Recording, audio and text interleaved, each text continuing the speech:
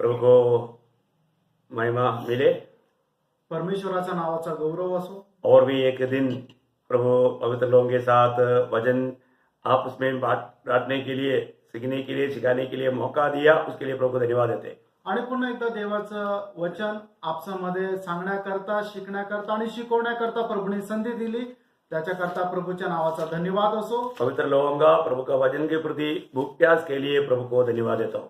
आणि प्रभूच्या लोकांचं प्रभूच्या वचनासंबंधाने असणारी जी तहानभूक आहे त्याच्याकरता परमेश्वराला धन्यवाद असो। वास्तव में नया जन्म पाया हुआ हर एक लोगों को रोज उद्धार में बैठने के लिए प्रभु का वचन का जरूरत है। आणि खरं पाहायचं झालं तर एक ख्रिस्ती व्यक्तीला दररोज प्रभूमध्ये वाढण्याकरता देवाच्या वचनाची गरज आहे। हम उद्धार पाए हुए लोगों को रोज हमें उद्धार पाना है। आणि तारण प्राप्त झालेल्या एका व्यक्तीला दररोज तारण प्राप्त करायचं आहे। वो उद्धार पाने का अनुभव प्रभु का वचन सुनने के द्वारा है या वचन प्राप्त करने के द्वारा है। आणि तारण प्राप्त करण्याचं जे म्हणजे मीडिया आहे ते म्हणजे देवाच्या वचनाच्या द्वारे आहे। हम जब पहला पत्रोस दूसरा अध्याय का 1-2 वचन में हम पढ़ता है, पहिले पेत्र त्याचा दुसरा अध्याय त्याचं 1 आणि 2 वचन, इसलिए सब प्रकार का बैर भाव और छल और कपट और डाह और निंदा को दूर करके नए जन्मे हुए बच्चे के समान निर्मल आत्मिक दूध की लालसा करो,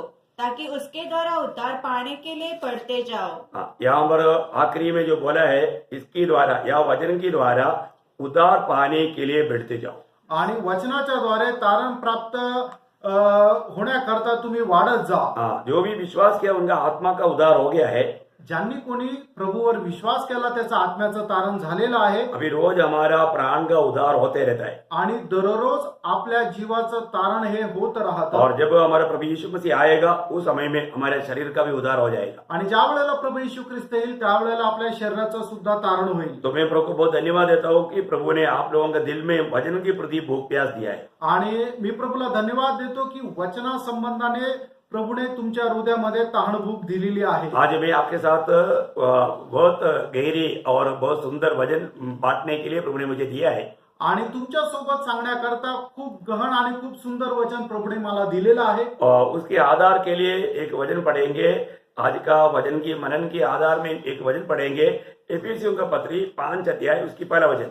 आणि आजच्या म्हणण्याकरता आपण एक वचन वाचूया, इफिसकरस पत्र त्याचा 5वां अध्याय आणि त्याचं पहिलं वचन। इसलिए प्रिय बालकों के समान परमेश्वर का अनुकरण करो। अभी यहाँ पर एफेसुस की मंडली को प्रभु का दास प्रेषित पौलुस कहता है कि तुम प्रिय संतानों के नायक प्रभु की अनुकरण करो। आणि या ठिकाणी प्रेषित पौल इफिसकराच्या मंडळीला सांगत आहे की बालकांनो, तुम्ही प्रिय बालकाप्रमाणे परमेश्वराला अनुसरा। परमेश्वर को संतान है आणि परमेश्वराला मुलं आहे, पुत्र आहे, प्रिय संतान है। आणि प्रिय पुत्र सुद्धा आहे। और आप गहराई में देखेगा तो अधिप्रिय संतान भी है। आणि अजून गहनतेमध्ये पाहिलं तर अतिप्रिय पुत्र सुद्धा आहे। परंतु प्रभु को पोता नहीं है आणि प्रभूला नातू नाहीये। ये बहुत मला समझने वाली बात है। आणि हे खूप समजणारी गोष्ट आहे। प्रभु को संतान है, आणि प्रभूला पुत्र आहे, प्रिय संतान है, प्रिय पुत्र आहे, अधिप्रिय संतान भी है। अतिप्रिय पुत्र पण आहे, परंतु प्रभु को पोता नहीं है। आणि प्रभूला नातू नाहीये। देखिए, एक समय में हम सभी लोग जो आदामी पीढ़ी में जन्म लिया, सब लोग पाप में जन्म होने के कारण हमारे ऊपर बुलाहट था शैतान का संतान। आणि आपल्या प्रत्येकाचा शरीराद्वारे जो जन्म झाला तो पापामध्ये जन्म झाला, आणि पापामध्ये जन्म झाल्या असल्या कारणाने आपल्याला एक अशा प्रकारे बोलवलं जात होतं की सैतानाचे पुत्र। तो इसलिए अभी मतलब हम वचन में जब पहला यूहन्ना 3 अध्याय का 8 वचन में पढ़ता है, पहिलं योहान त्याचा 3 अध्याय आणि त्याच्या 8 वचनामध्ये आपण अशा प्रकारे वाचतो, जो कोई पाप करता है वह शैतान की ओर से है। देखो वो शैतान की संतान है करके वो वचन कहता है। आणि जो कोणी पाप करतो तो सैतानाचा पुत्र आहे। तो हम क्या करता था? आपण काय करत होतो? हम पाप करता था। आपण पाप करत हम होतो पाप का गुलाम थे। आणि पापाचे आपण गुलाम होतो। हमारे हर एक बातों में, चाल चलन में, दृष्टि में, बोलने में सब प्रकार का पाप भरे रहते थे। आणि आपल्या प्रत्येक चाल चलवणुकीमध्ये, बोलण्यामध्ये, वागण्यामध्ये विचारामध्ये दृष्टीमध्ये पाप होतं. तो इसलिए उस अवस्था आपको मालूम है यहूदी लोग घमंड करता था. आणि यहूदी लोक अहंकार करायचे. वो बोलता था कि हम अब्राहम का संतान है, हम हमारा पिता अब्राहम है, ऐसा बोलकर घमंड करता था. आणि ते म्हणत होते की आमचा बाप अब्राहम है, याच्यावर ते गर्व करायचे. मैं यूहन्ना का सुसमाचार 8 अध्याय का 44 वचन की शुरुआत में प्रभु यीशु मसीह उन यहूदियों को देख करके कहता है. आणि योहान त्याचा 8 अध्याय त्याच्या 44 वचनामध्ये त्या यहूद्यांना पाहून प्रभू येशू ख्रिस्त अशा प्रकारे म्हणतो, तुम अपने पिता शैतान से हो. देखा. आप देखिए कैसा किसको अच्छा लगेगा. आणि असं कोणी जर आपल्याला बोललं तर कोणाला चांगलं वाटेल. प्रभु यीशु मसीह बोलता है तुम अपने पिता शैतान से हो. आणि प्रभू येशू ख्रिस्त असं म्हणतो, तू आपला बाप सैतानापासून आहात. किसको बोल रहा है? कोणाला म्हणत आहे? अब्राहम का संतान करके अवकाश करके घमंड करने वाला उन लोगों को देखकर बोलता है. आणि अब्राहमाचे पुत्र म्हटले गेलेले, त्याचे वारस झालेले अशा यहुदी लोकांना तो म्हणत आहे. प्रियो, ये दुनिया में आज अलिया प्रभु के संतान भी है, शैतान के संतान भी है. आणि प्रेम जगामध्ये परमेश्वराचे पुत्र पण आहे, सैतानाचे पुत्र पण आहे. प्रभु के संतान कौन है? आणि देवाचे पुत्र कोण आहे? वो जो नया जन्म पाया है, ज्याचा नवा जन्म झाला, जिसको पाप क्षमा मिला है, ज्याला पापांची क्षमा झाली, जिनको प्रभु यीशु मसीह पर विश्वास करने का अनुग्रह मिला है, आणि ज्याला प्रभु येशू ख्रिस्तावर विश्वास करण्याची कृपा झाली. ये बहुत अनमोल बात है. आणि ही खूप अनमोल गोष्ट आहे. सब लोग परमेश्वर का संतान नहीं. सर्व लोक देवाचे पुत्र नाही.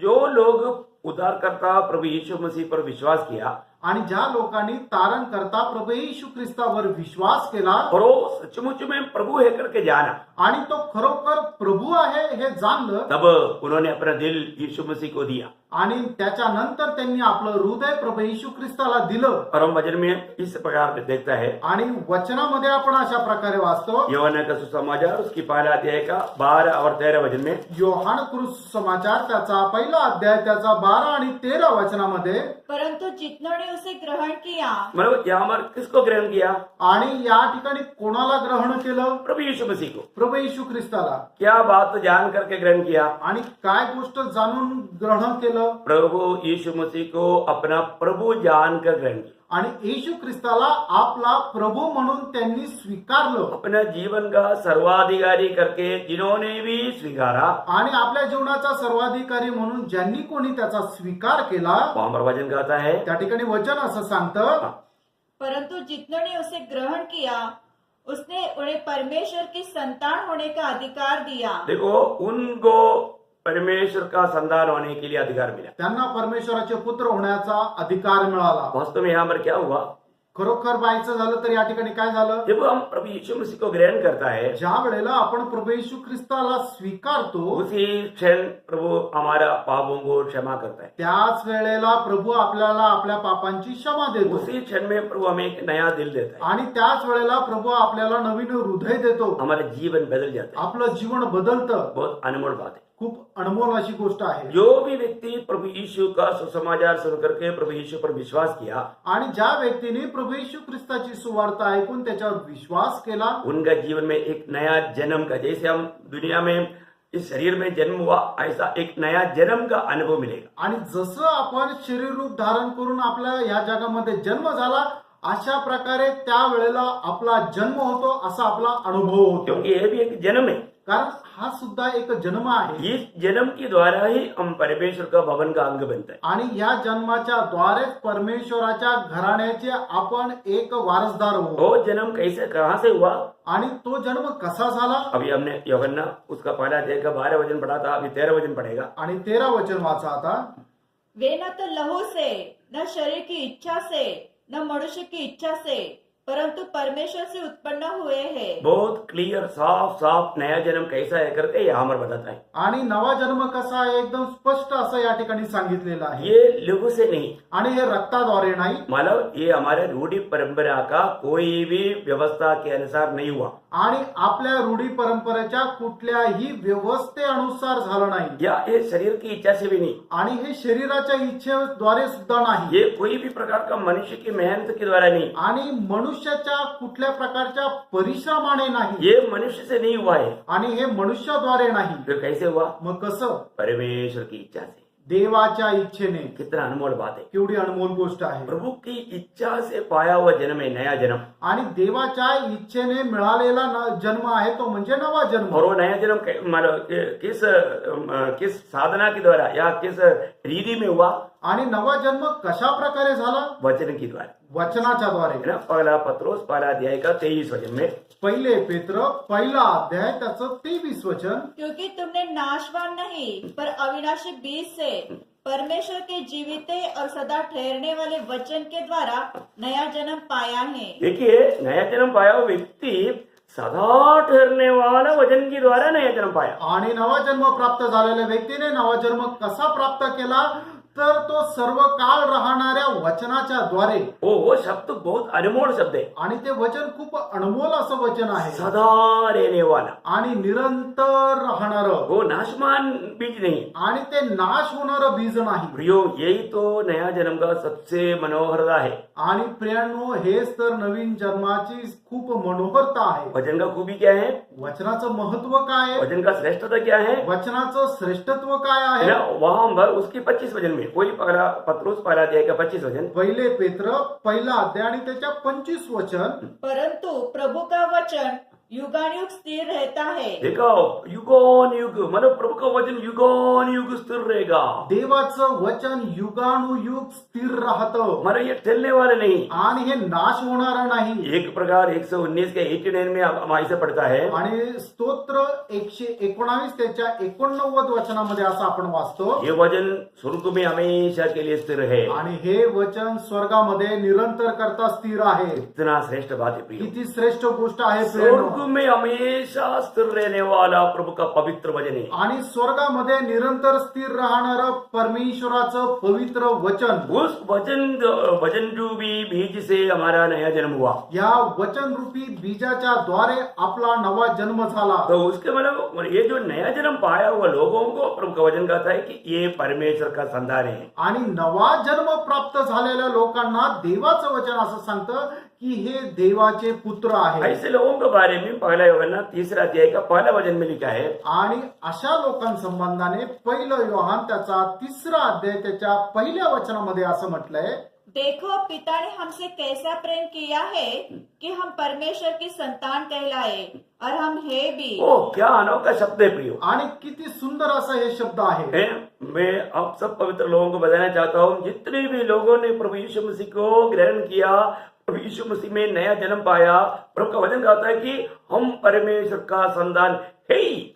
आणि जेवढ्या लोकांनी प्रभू येशू ख्रिस्ताचा स्वीकार केला, जेवढ्या लोकांचा नवा जन्म झाला, त्यांच्या संबंधाने देवाचं वचन असं सांगतं की आपण परमेश्वराचे पुत्र आहोत. सिर्फ परमेश्वर का संतान कहलाता है इतना नहीं, आणि केवळ परमेश्वराचे पुत्र म्हटलं जातो एवढंच नाही, वास्तव में हम परमेश्वर का संतान है। आणि आपण खरोखर तसे आहोत. मतलब अगर उसका 10 वचन पढ़ेगा तो वही पहला यूहन्ना 3 का 10 पढ़ेगा तो उसमें और भी साफ साफ मिलने वाला एक शब्द है। आणि पहिलं योहान त्याचा 3 अध्याय आणि त्याचं 10 वचन जर आपण वाचलं तर, इससे परमेश्वर की संतान और शैतान की संतान जाने जाते हैं. हाँ देखो, इससे जाने जाता है, किससे? आगे, जो कोई धर्म के काम नहीं करता वो हाँ। परमेश्वर से नहीं. हाँ, जो कोई धर्म की काम नहीं करता वो परमेश्वर से नहीं, या परमेश्वर का संतान नहीं।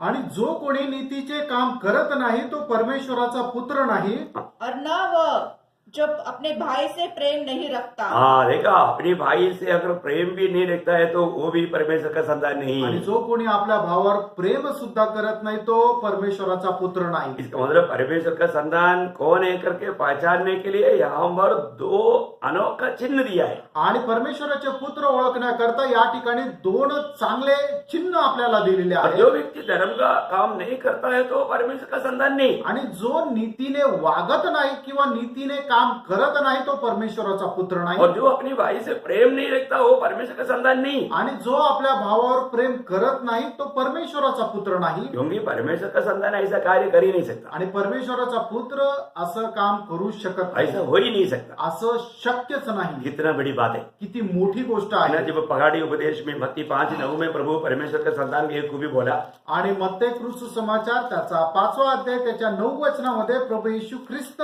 अशा प्रकारे म्हणत आहे, धन्य है वे जो मेल कराने वाले हैं क्योंकि वे परमेश्वर के पुत्र कहलाएंगे। देखा, मेल करवाने वाले लोग परमेश्वर का पुत्र है, परमेश्वर का संतान है। आणि जे शांती प्रस्थापित करतात ते परमेश्वराचे पुत्र आहे बहुत ही अनमोल बात है प्रिय। आणि खूप अनमोल अशी गोष्ट आहे। आज हमारे जीवन से किस प्रकार का कार्य हो रहा है? आज आपल्या जीवनाच्या द्वारे कुठल्या प्रकारचं कार्य होत आहे? सिर्फ इतना में परमेश्वर का संतान है ऐसा नहीं। आणि एवढ्यामध्येच परमेश्वराचे पुत्र आहे असं नाही। रोमियों का पत्री 8 अध्याय का 14 वचन में हम पढ़ता है। रोम त्याचा 8 अध्याय त्याच्या 14 वचनामध्ये आपण अशा प्रकारे वाचतो, इसलिए कि जितने लोग परमेश्वर की आत्मा के चलाए चलते हैं वे ही परमेश्वर के पुत्र हैं। देखो, यहाँ पर और भी एक बात साफ बोलता है कि हम प्रभु की आत्मा में नया जन्म पाया है, हमने प्रभु की आत्मा पाया है, तो वो हमें उस आत्मा में चलना भी चाहिए। आणि आपला नवा जन्म झालेला आहे, देवाचा आत्मा आपल्याला मिळालेला आहे, पण त्या आत्म्याच्या द्वारे आपण चाललं सुद्धा पाहिजे। हाँ, वे ही प्रभु का संतान है कहता है। आणि जे आत्म्याच्या द्वारे चालतात तेच परमेश्वराचे पुत्र आहे। तो मैंने आपको शुरुआत में बोला था, आणि मी तुम्हाला सुरुवातीला सांगितलं होतं, परमेश्वर को संतान है, आणि परमेश्वराला पुत्र आहे, प्रिय संतान है, प्रिय पुत्र आहे, अधिप्रिय संतान भी है। अति प्रिय पुत्र सुद्धा आहे। आपको मालूम होगा अधिप्रिय संतान करके प्रभु ने किसको बुलाया? आणि तुम्हाला ठाऊक असेल अति प्रिय पुत्र कुणाला प्रभूने म्हटलं, आपको सबको मालूम है। आणि तुम्हाला ठाऊक आहे। हाँ, मैं फिर भी याद दिलाता हूँ। आणि तरी तुम्हाला आठवण करून तो देतो, आपको मालूम है प्रभु ने दानियल के बारे में कहा वचन आणि प्रभूने दानियेला संबंधाने हे वचन बोललं आहे ना, ये 3 बार दानियल की किताब में दानियल को अधिप्रिय पुरुष करके कहता है। आणि दानियेलच्या पुस्तकामध्ये 3 वेळा परमेश्वराने दानियेलाला अतिप्रिय पुत्र असं म्हणून हाक मारली आहे। प्रियो, हम प्रभु का अधिप्रिय बन सकता है। प्रियानो, आपण प्रभूचे अतिप्रिय होऊ शकतो। ये इस आयु में ही हमें प्राप्त करने वाला एक अनोखा पद भी है। आणि या आयुष्यातच आपण प्राप्त करणारे एक पद आहे। आपको माला दानियल की किताब 9 अध्याय का 23 वचन में हम ये शब्द को पढ़ सकता है। दानियेलचं पुस्तक त्याचा 9 अध्याय आणि त्याच्या 23 वचनामध्ये आपण हे वाचू शकतो। जब तू गिड़गिड़ाकर विनती करने लगा तभी उसकी आज्ञा निकली, इसलिए मैं तुझे बताने आया हूँ क्योंकि तू अति प्रिय ठहरा है। तू अधिप्रिय ठहरा है। आणि तू अतिप्रिय ठरवलेला आहे। उसका 10 का 11।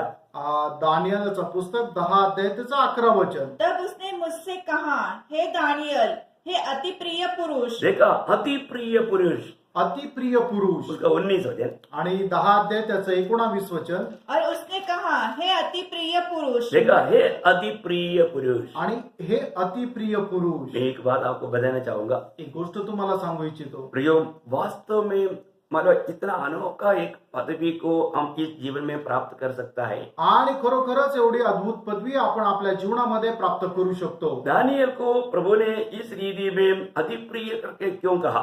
आणि परमेश्वराने दानियेलाला अशा प्रकारे अतिप्रिय का म्हटलं? दानियल के जीवन में खास करके 4 एकदम अनोखा विशेष स्वभाव था। आणि दानियेलाच्या जीवनामध्ये 4 असे एक विशेष स्वभाव होते। वो चारों बातों को थोड़ा सा समय में आपको बताने के लिए मैं चाहता हूँ। आणि त्या 4 गोष्टी ज्या आहेत त्या थोड्याशा वेळेमध्ये मी तुम्हाला सांगू इच्छितो। हमें इस पीढ़ी में पूर्ण रूप में प्रभु का अनुग्रहण करना है और प्रभु का प्रिय संतान की नायंद हमें अनुग्रहण करना है। आणि आता आपण या पिढीमध्ये आपल्याला प्रिय पुत्राप्रमाणे परमेश्वराचं अनुकरण करायचंय। अभी देखिए, दानियल अधिप्रिय क्यों बना? आणि दानियल अतिप्रिय का झाला? उसका 4 खास कारण है। आणि त्याचे 4 मुख्य कारण आहे। तो मैं एक एक करके आपको बताना चाहूंगा। आणि एक एक करून तुम्हाला सांगू इच्छितो। पहले बात, दानियल का एक ऐसा एक निर्णय था कि मैं अपने आप को अशुद्ध नहीं करूंगा। आणि सगळ्यात पहिली गोष्ट दानियेलाचा असा निर्णय होता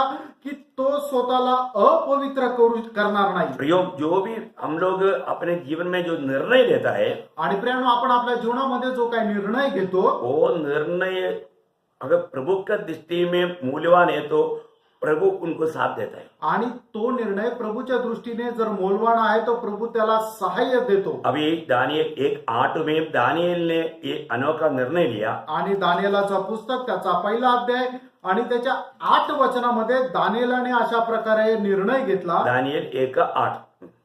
परंतु दानियल ने अपने मन में ठान लिया कि वह राजा का भोजन खाकर और उसके पीने का दाग मधु पीकर अपवित्र न होए। देखो, बहुत बड़ी बात है कि हमें मतलब एक प्रभु के जन को मैं अपने आप को अशुद्ध नहीं करूंगा ऐसा एक निर्णय लेना। आणि पवित्र लोकांनी निश्चितच अशा प्रकारे निर्णय घ्यायला पाहिजे की मी स्वतःला अपवित्र करणार नाही. प्रियो, परमेश्वर पवित्र परमेश्वर है. आपला परमेश्वर पवित्र आहे उसकी संगति में रहने के लिए हमें एक पवित्र जीवन का जरूरत है. आणि त्याच्या सहभागितेमध्ये राहायचं असेल तर आपल्याला एक पवित्र जीवन जगणं गरजेचं और आहे. आपको मालूम है, परमेश्वर का हमारे प्रति बहुत बड़ा इच्छा है हम पवित्र जीवन बिताए. आणि देवाची आपल्या संबंधाने खूप मोठी इच्छा आहे की आपण एक पवित्र जीवन है जगावं. ना. पहला थिस्सलुनीकियों 4 अध्याय का 3 वचन में हम पढ़ता है, आणि पहिलं थेसलोनिकराचं पत्र त्याचा 4 अध्याय त्याचं 3 वचन, क्योंकि परमेश्वर की इच्छा यह है कि तुम पवित्र बनो. देखिए हमारे परमेश्वर का इच्छा यही है कि तुम पवित्र बनो. आणि देवाची इच्छा ही आहे की तुम्ही पवित्र असा. हमारे जीवन में अगर प्रभु का इच्छा जान करके उसकी इच्छा पर बना नहीं रहेगा तो वो हमारा परमेश्वर का प्रिय बनने के लिए असंभव है. आणि देवाची इच्छा जाणून त्याच्या अनुसार जर आपण राहत नाहीये तर मग आपण पवित्र होऊ शकणार नाही. अभी हम प्रभु का इच्छा में बना रहेगा तो हम प्रभु का प्रिय अति प्रिय बन जाएगा. आणि प्रभूच्या इच्छेमध्ये जर आपण राहू तर निश्चितच आपण प्रभूचे अतिप्रिय होऊ. तो हमको सबसे बड़ी बात एक अच्छा निर्णय मतलब हर एक दिल में ये एक निर्णय को लेना है कि मैं एक पवित्र जीवन बिताऊंगा. आणि प्रत्येकाने आपल्या जीवनामध्ये हा निर्णय घ्यायचा आहे की मी स्वतःला एक पवित्र बनवेल. देखो ये वचन जब आपके पास आ रहा है, आणि बघा ज्या वेळेला हे देवाचं वचन तुमच्याकडे येतंय ये वचन भी अगर आपने अंदर दिल में रख दिया ना, आणि हे वचनही जर तुम्ही आपल्या हृदयामध्ये ठेवलं ना पवित्र जीवन बिताने के एक बड़ा कारण बन जाएगा. आणि तुम्हाला ते पवित्र जीवन जगण्याचं मोठं कारण होईल. हम बार बार आपको याद दिलाने वाली एक बात है 119 का 11, आणि वारंवार तुम्हाला आठवण करून देणारं एक वचन आहे स्तोत्र 119 मी- त्याचं 11 वचन. मैं तेरे विरुद्ध पाप ना करने के लिए तेरी वचन को मेरे दिल में रख छोड़ा है. आणि तुझ्या विरुद्ध पाप न करण्याकरता तुझं वचन मी माझ्या हृदयामध्ये ठेवलेलं आहे. एक पवित्र जीवन बिताने के लिए चाहने वाले व्यक्ति को प्रभु का वचन को अपना दिल में रखना है. आणि एक पवित्र जीवन जगण्याची इच्छा ज्याला कोणाला आहे त्याने देवाचं वचन आपल्या हृदयामध्ये ठेवायचं आहे. क्योंकि उसको इस जीवन की यात्रा में हर एक काम उस वचन के आधार में करना है. आणि त्याला त्याच्या या जीवन प्रवासामध्ये प्रत्येक काम वचनाच्या आधारे करायचं आहे. वही पहला थिस्सलुनीकियों 4 अध्याय का 7-8 वचन जब पढ़ता है, आणि तेच पहिलं थेसलोनिकराचं पत्र त्याचा 4 अध्याय आणि 7 आणि 8 वचनामध्ये आपण असं वाचतो, क्योंकि परमेश्वर ने हमें अशुद्ध होने के लिए नहीं परंतु पवित्र होने के लिए बुलाया है. देखिए यहाँ पर एक बड़ा शक्ति चेतावनी, प्रभु ने हमें क्यों बुलाया है? आणि देवाने आपल्याला का बोलवलेलं आहे? हमें अशुद्ध होने के लिए नहीं. आणि आपल्याला अपवित्र होण्याकरता नाही. आपको मालूम है, मतलब प्रभु का मतलब इच्छा ये है कि हम पवित्र बनना. देवाची इच्छा आहे की आपण पवित्र होणं. आपको मालूम है, जो भी प्रभु के पास आता है आणि तुम्हाला ठाऊक आहे जे कोणी देवाच्या जवळ येतात पाप क्षमा पाता है, आणि पापांची क्षमा प्राप्त करतात फिर वो पाप में जीना प्रभु बिल्कुल नहीं चाहता. आणि मग पुन्हा त्यांनी आपल्या पापामध्ये जगणं हे देवाची इच्छा नाही. इसलिए यहाँ पर भी वचन कहता है, आणि म्हणूनच या ठिकाणी सुद्धा देवाचं वचन सांगतं. वापस 7-8 दोनों मिलकर पढ़िएगा. 7 आणि 8 पुन्हा एकदा वाचा. क्योंकि परमेश्वर ने हमें अशुद्ध होने के लिए नहीं परंतु पवित्र होने के लिए बुलाया है.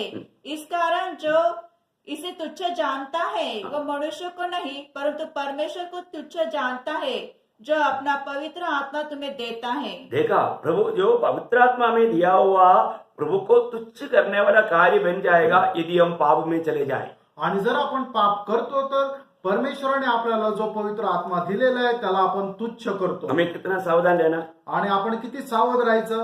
प्रभु में आने के बाद में मैं ये नहीं बोलता कि पाप नहीं होता, पाप होता है तो तुरंत पवित्र आत्मा याद दिलाएगा, मन फिरेगा. आणि मी हे नाही म्हणत की तुम्ही प्रभू मध्ये आले तर तुमच्याकडून पाप होणार नाही, पाप होईल, पण पाप झाल्यानंतर लगेच पश्चाताप करा. लेकिन हम देखते हैं कि प्रभु के पास जो भी आकर पाप क्षमा पाया, आणि प्रभूच्या जवळ आले आणि ज्यांनी कोणी पापांची क्षमा प्राप्त केली उनको प्रभु वापस खाने वाली एक बात है. आणि प्रभू त्यांना परत बोलणारी एक गोष्ट आहे. आपको याद होगा यूहन्ना का सुसमाचार 8 अध्याय का 11 वचन में, आणि योहान त्याचं 8 अध्याय आणि त्याच्या 11 वचनामध्ये उस पापिनी स्त्री को जो पथरवाह खा करके मरना चाहिए था लेकिन प्रभु ने उसको पाप क्षमा दिया. आणि त्या पापी स्त्रीला दगडमार करून मरायला पाहिजे होतं पण प्रभूने तिला पापांची क्षमा केली. और उसके वो खाने वाले एक शब्द है, आणि तिला बोलणारा प्रभू एकच शब्द आहे. उसका 8 का 11 में. 8 अध्याय त्याच्या 11 वचनामध्ये, उसने कहा, हे प्रभु, किसी ने नहीं। यीशु ने कहा, मैं भी तुझ पर दंड की आज्ञा नहीं देता, जा और फिर पाप न करना। हाँ, आगे को पाप नहीं करना, आणि परत पाप करू नको, आगे को पाप नहीं करना। परत पाप करू नको। पाप क्षमा पाया वो लोग पाप करना बोलेगा तो प्रभु का दिल को बहुत दुख लगता है। आणि पापांची क्षमा प्राप्त झालेल्या लोकांनी परत जर पाप करणं तर प्रभूला खूप दुःख होतं। वही बात आपको मालूम है, जो बेत्सैदा कुंड में पड़ा था 38 साल से, उसको चंगाई देने के बाद में जब प्रभु उनको मिलने के टाइम पर यूहन्ना 5:14 में, आणि योहान त्याच्या 5 अध्याय त्याच्या 14 वचनामध्ये 38 वर्षापासून आजारी असलेला बेत्सेबा कुंडापाशी जवळ बसलेला तो जो मनुष्य आहे त्याला प्रभू असं म्हणतो, नहीं वो उसको चंगाई दिया था आणि त्याला आरोग्य दिलं होतं, और बाद में उसको जो मंदिर में मिला, आणि त्याच्यानंतर तो मंदिरामध्ये भेटला, उस समय में प्रभु से कहता है, आणि त्या वेळेला प्रभू त्याला असं म्हणतो, यूहन्ना 5:14 योहान त्याचा 5 अध्याय त्याचा 14 वचन, यीशु ने उससे कहा, देख, तू चंगा हो गया है, फिर से पाप मत करना, ऐसा ना हो कि इससे कोई भारी विपत्ति तुझ पर आ पड़े। हाँ, देखा, अगर पाप करेगा तो क्या होगा, आणि जर तुम्ही पाप केलं तर काय होणार, बहुत भारी विपत्ति तुम पर आएगा। आणि मोठी विपत्ती तुमच्यावर येईल। ओ, ये कितना सत्य चेतावनी है। आणि किती भयंकर अशी ही चेतावणी आहे। प्रियो, एक सच्चा पवित्र जीवन बिताने के लिए उद्धार पाया हुआ हर एक लोगों को एक गहरा निर्णय चाहिए। आणि खरं पवित्र जीवन जगण्याकरता तारण प्राप्त झालेल्या लोकांचा एक ठाम असा निर्णय असला पाहिजे। जब हम पहला थिस्सलुनीकियों 3 अध्याय का 11 से 13 जब पढ़ता है, आणि पहिलं थिस्सलुनीकराचं पत्र त्याचा 3 अध्याय 11 ते 13 वचन, अब हमारा परमेश्वर और पिता आप ही और हमारे प्रभु यीशु मसीह तुम्हारे यहाँ आने से हमारी अगुवाई करे, और प्रभु ऐसे करे कि जैसा हम तुमसे प्रेम रखते हैं वैसे ही तुम्हारा प्रेम भी आपस में और सब मनुष्य के साथ बढ़े और उन्नति करता जाए, ताकि वह तुम्हारे मनों को ऐसे स्थिर करे कि जब हमारा प्रभु यीशु मसीह अपने सब पवित्र लोगों के साथ आए तो वे हमारे परमेश्वर और पिता के सामने पवित्रता में निर्दोष ठहरे। देखा, पवित्रता में हर एक का दिल निर्दोष ठहरे। आणि पवित्रीकरणामध्ये प्रत्येकाचं हृदय जे आहे ते निर्दोष असावं। प्रियो, प्रभु का दिल का या प्रभु के आगमन में हम एक पवित्रता में निर्दोष पाया जाने के लिए प्रभु की इच्छा है। आणि प्रभूच्या आगमनामध्ये आपलं हृदय पवित्र असावं असं प्रभूची इच्छा आहे। कोई भी काल में प्रभु के निकट आने वाला पवित्र होना चाहिए करके प्रभु का व्यवस्था है। आणि कुठल्याही काळामध्ये जो व्यक्ती प्रभूच्या जवळ जातो तो पवित्र असला पाहिजे अशी प्रभूची इच्छा आहे। आपको मालूम है, पुराना नियम में भी मतलब इस्राएल के बीच में लेवी गोत्रों के याजक लोगों को प्रभु के निकट जाने के लिए व्यवस्था था। आणि जुन्या करारामध्ये सुद्धा इस्रायल लोकांपैकी लेवी गोत्रातल्या लोक जे याजक होते ते परमेश्वराच्या जवळ जाण्यासाठी त्यांना परवानगी होती। और आप जानते हैं कि सिर्फ महायाजक ही साल में एक बार उस कृपासन के निकट जा सकते थे। आणि महायाजकच फक्त वर्षातून एकदा त्या कृपासनाच्या जवळ जाऊ शकत होता। और उस समय में भी अगर वो अयोग्य ठहरेगा, कोई पाप अगर उनका जीवन में होगा तो मृत्यु पक्का होता। आणि जर तो अयोग्य असला आणि त्याच्या जीवनामध्ये कुठला जर पाप असेल तर तिथेच तो मरून जायचा। इसलिए क्लियर व्यवस्था दिया। आणि एकदम नियम स्पष्ट दिले होते। निर्गमन 19 अध्याय का 22 वचन में, निर्गमन त्याचा 19 अध्याय आणि त्याच्या 22 वचनामध्ये, और याजक जो यहोवा के समीप आया करते हैं वे भी अपने को पवित्र करे, हाँ, नहीं तो कहीं ऐसा ना हो कि यहोवा उन पर टूट पड़े। हाँ, नहीं तो प्रभु उन पर टूट पड़ेगा, बोलेगा तो उनको मृत्यु मिलेगा।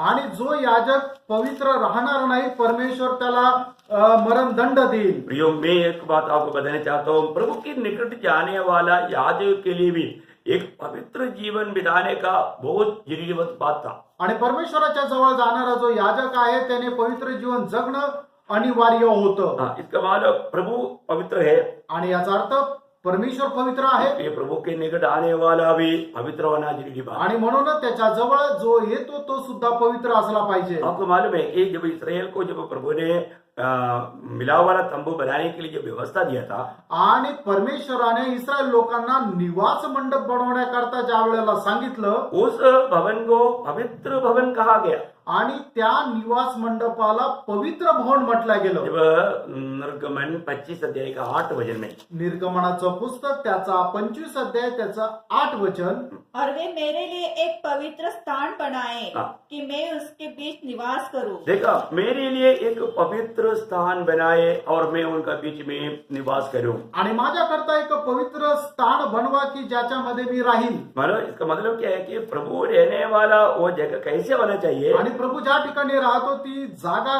कशी असली पाहिजे? पवित्र होना चाहिए. पवित्र असायला पाहिजे. जब हम नंबर्स गणना का किताब 35 अध्याय का 34 वचन में गणना त्याचा 35 अध्याय त्याच्या 14 वचनामध्ये 34 त्याच्या 34 वचन, मतलब 35 का 34. 35 अध्याय त्याचं 34 वचन. जिस देश में तुम निवास करने को उसके बीच में रहूंगा उसको अशुद्ध न करना। मैं यहोवा तो इस्राएलियों के बीच रहता हूँ। हाँ, बोले मतलब जो देश में प्रभु के जन रहता है वो लोगों के बीच में प्रभु रहने के कारण वो देश में भी कोई अशुद्धि की बात नहीं होना चाहिए. आणि ज्या देशामध्ये प्रभूचे लोक राहतात त्यांच्यामध्ये प्रभू राहतो, म्हणूनच त्या देशामध्ये सुद्धा कोणी अपवित्र राहणार नाही. इसका मतलब प्रभु के निकट जाने वाला व्यक्ति पवित्र होना चाहिए. आणि याचा अर्थ प्रभूच्या जवळ जाणारा व्यक्ती पवित्र असला पाहिजे. प्रभु जिन लोगों के बीच में रहने के लिए प्रभु के लिए बनाने वाला वो टबरनाकल पवित्र होना चाहिए. आणि प्रभूसाठी बनवण्यात गेलेलं जे निवास मंडप आहे, जी जागा आहे, ते पवित्र असायला पाहिजे. और जिस देश में प्रभु के लोग रहता है वो देश पवित्र होना चाहिए क्योंकि उनके बीच में प्रभु रहता है. आणि ज्या देशामध्ये प्रभूचे लोक राहतात तो देश पवित्र असायला पाहिजे, कारण त्या देशात प्रभूच्या लोकांमध्ये प्रभू राहतो. इतना ही नहीं, एवढंच नाही, अनुवाद व्यवस्था विवरण 23 अध्याय का 14 वचन में अनुवाद त्याचा 23 अध्याय त्याचं 14 वचन, क्योंकि तेरा परमेश्वर यहोवा तुझको बचाने और तेरे शत्रुओं को तुझसे हरवाने को तेरे छावनी के मध्य घूमता रहेगा, इसलिए तेरी छावनी पवित्र रहनी चाहिए. देखिए, प्रभु का लोगों की छावनी, जब हम लड़ाई के लिए लोग जाते थे वो छावनी कैसे होना, पवित्र रहना, तभी प्रभु उनके साथ रहकर उनके लिए लड़ेगा. आणि मग जे लोक युद्धाकरता जात होते ते छावणीमध्ये राहत होते, पण त्यांची ती छावणी कशी असायला पाहिजे, तर ती पवित्र असायला पाहिजे, त्याच वेळेला त्यांना विजय मिळेल. बोलने का अर्थ क्या है? सांगायचं तात्पर्य काय आहे? प्रभु का निकट जाने वाला याजक पवित्र जीवन बिताने वाला होना चाहिए. आणि प्रभूच्या जवळ जाणारा याजक हा पवित्र जीवन जगला पाहिजे. प्रभु के लिए तैयार किया हुआ वो भवन पवित्र होना चाहिए. आणि प्रभू करता तयार केलेलं जे घर किंवा भवन आहे ते पवित्र असायला पाहिजे. प्रभु के लोग रहने वाला वो जग पवित्र होना चाहिए. आणि प्रभूचे लोक ज्या ठिकाणी राहतात ते पवित्र असायला पाहिजे. जीवन वो लड़ाई के लिए छावनी डालता है तो वो छावनी भी पवित्र होना चाहिए. आणि युद्धाकरता टाकली गेलेली जी छावणी आहे ती सुद्धा पवित्र असली पाहिजे. इतना साफ व्यवस्था है ना. आणि किती सरळ अशी व्यवस्था आहे, मैं आपको बताना चाहूंगा, तुम्हाला मी सांगू इच्छितो. है ना. अभी प्रभु ने ये सारे बात प्रभु के वचन के द्वारा हमको लिख कर दिया. आणि प्रभूने या सर्व गोष्टी त्याच्या वचनाच्या द्वारे आपल्याला लिहून दिल्या. अभी हमें प्रभु के वचन में संदेह करने का कोई जरूरत नहीं. आणि आता प्रभूच्या वचनामध्ये शंका करायची आपल्याला गरज नाही. अगर वचन में संदेह किया तो हम बहुत बड़ा पाव में गिर गया. आणि वचनामध्ये जर शंका केली तर खूप मोठ्या पापामध्ये आपण जाऊ. हमें सावधान रहना पड़ेगा. आपण सावध राहायचं. क्योंकि ये वचन में जो भी लिखा है वो वचन को पालने के लिए पूरा उत्साही रहना. आणि वचनामध्ये जे काय लिहिलंय ते पालन करण्यामध्ये खूप उत्साही राहा. अभी आज हमारे लिए हम क्या करना चाहिए, आणि आपण काय करायला पाहिजे, है ना. आपको याद होगा इब्रानियों का पत्री उसके 12 अध्याय का 14 वचन में लिखा है. आणि हिब्रीकराचं पत्र त्याचा 12 अध्याय आणि त्याच्या 14 वचनामध्ये असं लिहिलंय. इब्रानियों 12 का 14. सबसे मेल मिलाप रखो और उस पवित्रता के खोजी हो जिसके बिना कोई प्रभु को कदापि न देखेगा. देखिए, हमें एक सच्चा पवित्र जीवन बिताना चाहिए. आपण एक खरं पवित्र जीवन जगायला पाहिजे. प्रभु का हमारे प्रति आज्ञा है कि हमें पवित्र जीवन बिताना है. आणि देवाची आपल्याला एक आज्ञा आहे की आपण पवित्र जीवन जगायचं. कई बार हमारे जीवन में कुछ गलतियां पड़ जाता है. आणि पुष्कळ वेळा आपल्या जीवनामध्ये काही चुका होता. तब क्या होता, त्यावेळेला काय होतं, प्रभु उसको छोड़ता नहीं. आणि प्रभू त्याला सोडत नाही. प्रभु तुरंत ताड़ना देता है. आणि प्रभू लगेच शिक्षा देतो. उसी अध्याय का 10 वचन पढ़ना. आणि त्याच अध्यायाचं 10 वचन वाचा. 12 का 10. 12 अध्याय 10 वचन. वे तो अपनी अपनी समझ के अनुसार थोड़े दिनों के लिए ताड़ना करते थे, पर वह तो हमारे लाभ के लिए करता है कि हम भी उसकी पवित्रता के भागी हो जाए। देखा, उसकी पवित्रता की भागी होने के लिए प्रभु हमें ताड़ना दे करके, अगर गलती करेगा तो प्रभु ताड़ना देते बिना नहीं रहेगा। आणि आपण त्याच्या पवित्रीकरणाचे वाटेकरी होण्याकरता प्रभू आपल्याला शिक्षा सुद्धा देतो. कारण का की ज्या वेळेला आपण चूक करतो, ज्या वेळेला आपण पाप करतो, प्रभू आपल्याला शिक्षा दिल्याखेरीज सोडत नाही. इसलिए प्रभु कहता है, म्हणून प्रभू असं म्हणतो, पहला पत्रोस पहला अध्याय का 15-16 वचन में, पहिले पेत्र पहिला अध्याय 15-16 वचन, पर जैसे तुम्हारा बुलाने वाला पवित्र है, वैसे ही तुम भी अपने सारे चाल चलन में पवित्र बनो। तुम भी अपनी सारी चाल चलन में पवित्र बनो। आणि तुम्ही सुद्धा आपल्या सर्व चालचलवणुकीमध्ये पवित्र व्हा. आज पवित्रता का उपदेश कोई चाहता नहीं आज पवित्रीकरणाचा उपदेश कोणाला आवडत नाही. है, क्योंकि आपको मालूम है कि मतलब एक समय में पाप करने के लिए आपको मालूम है, जो सिनेमा बोलेगा तो सिनेमा देखने के लिए लोगों को मना करता है। आणि पिक्चर बघण्याकरता लोकांना मनाई केली जाते. सिनेमा का अर्थ क्या है? पाप कमा, सिन प्लस मा, सिनेमा। आणि सिनेमा या शब्दाचा अर्थ काय? सीन म्हणजे पाप आणि सिनेमा म्हणजे पापाची आई. एक समय में सिनेमा देखने के लिए लोगों को 4, 5, 8, 10 किलोमीटर दूर पैदल चलना पड़ता था। आणि सिनेमा बघण्याकरता लोकांना 8-10 किलोमीटर दूर जावं लागायचं. परंतु वो पाप की माँ ने क्या बोला? आणि त्या पापाच्या आईने काय म्हटलं? बच्चों, आप लोग बहुत साल से ऐसे चलते चलते परेशान हो गया। आणि मुलांनो, असं चालत चालत तुम्ही खूप परेशान झाले. अभी मैं तुम्हारे घर में आता हूँ, आता मी तुमच्या घरात येतो मेन टेबल मुझको देना आणि मुख्य टेबल मला द्या और तुम हमेशा मुझको देख करके आनंद बनाओ। आणि नेहमी तुम्ही मला पाहून आनंद करा. आज आप देखो, आप कितनी घरों में मेन टेबल या मेन जगह टीवी ने लिया है। आणि आज कितीतरी घरामध्ये मुख्य जी जागा टेबल जो आहे तो टीव्हीने घेतलाय. और उधर बैठ करके लोग क्या करता है, बड़े आराम से मतलब इस प्रकार का सीरियल नहीं तो इस प्रकार का सिनेमा सब देखते रहता है। आणि त्या ठिकाणी बसून लोक आरामशीर सिरियल किंवा सिनेमा पाहत राहतात. है ना? कई बार लोगों को एक डाउट रहता है, आणि पुष्कळ वेळा लोकांना एक शंका राहते, क्या टीवी देखना पाप है क्या? टीव्ही पाहणं पाप आहे का? मतलब वो टीवी में अच्छा बात बहुत है, आणि टीव्ही मध्ये चांगल्या गोष्टी खूप आहेत, परंतु उसमें उससे बढ़कर के गलत बात ज्यादा है। आणि त्याच्याही पेक्षा खूप जास्त पापाच्या गोष्टी खूप आहेत. टीवी एक प्रकार का भले बुरे का ज्ञान का वृक्ष है। आणि टीव्ही म्हटलं म्हणजे चांगल्या आणि वाईटाच्या ज्ञानाचं झाड आहे. हाँ, इसमें बहुत लोग उसको पा करके खा करके नष्ट हो जाता है। आणि पुष्कळ लोक त्याला मिळवतात, त्याला खाता आणि नष्ट होतात. मतलब जब यशायाह नबी की किताब 33 अध्याय का 15 वचन में लिखा है, एशिया त्याचा 33 अध्याय आणि त्याच्या 15 वचनामध्ये लिहिले, जो धर्म से चलता और सीधी बातें बोलता, जो अंधेर की लाभ से घृणा करता, जो घूस नहीं लेता, जो खून की बात सुनने से कान बंद करता और बुराई देखने से आग भून लेता है। देखा, बुराई देखने से मतलब टीवी में अधिकतर क्या होता, बुराइयां होता है आणि टीव्ही मध्ये काय दाखवलं जातं? जास्त करून वाईट दाखवलं जातं. है ना? एसेकिएल नबी की किताब 23 अध्याय का 16 वचन पढ़ना। एजकेल त्याचा 23 अध्याय आणि त्याचं 16 वचन, तब उनको देखते ही वह उन पर मोहित हुई और उनके पास कसदियों के देश में दूध भेजे। हाँ, देखिए, ऐसे चीजों को देख करके मतलब मोहित होने लायक ऐसा बातें वो टीवी में मन देखने में आता है, उसमें मोहित होकर के ऐसे पापों में लोग गिर जाता है। आणि टीव्ही मध्ये अशा काही गोष्टी दाखवल्या जातात की ज्याच्यामध्ये ते बघितल्यानंतर आपली अभिलाषा किंवा आपली वासना जागृत होते आणि आपण पापामध्ये पडतो. देखिए, आप टीवी देखने के बाद आपका दिल की अवस्था कैसे रहता है? आणि बघा, टीव्ही बघितल्यानंतर तुमच्या हृदयाची अवस्था कशी राहते. आप बाइबल पढ़ने के बाद का अवस्था में, टीवी देखने के बाद का अवस्था में कोई अंदर है क्या? आणि तुम्ही बायबल वाचल्यानंतर तुमच्या मनाची अवस्था आणि टीव्ही बघितल्यानंतर तुमच्या मनाची अवस्था याच्यामध्ये फरक आहे का नाही?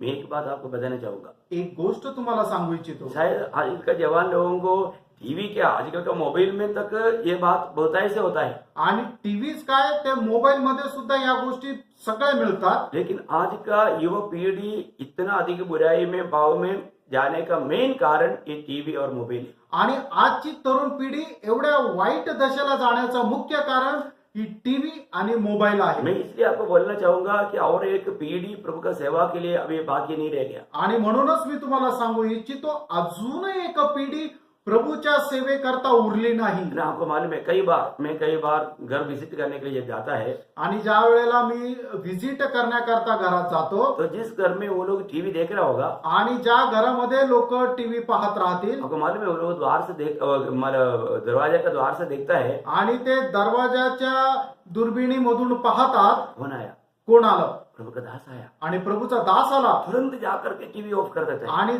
जाऊन सगळ्यात पहिले ते टीव्ही बंद करतात. क्यों? अगर वो अच्छा बात देख रहा है तो प्रभु का दास भी देख सकता है ना. आणि जर खरोखर ते चांगलं जर पाहत आहे तर मग येऊन प्रभूचा दास पण पाहू शकतो ना. क्यों बंद किया? का बंद केलं?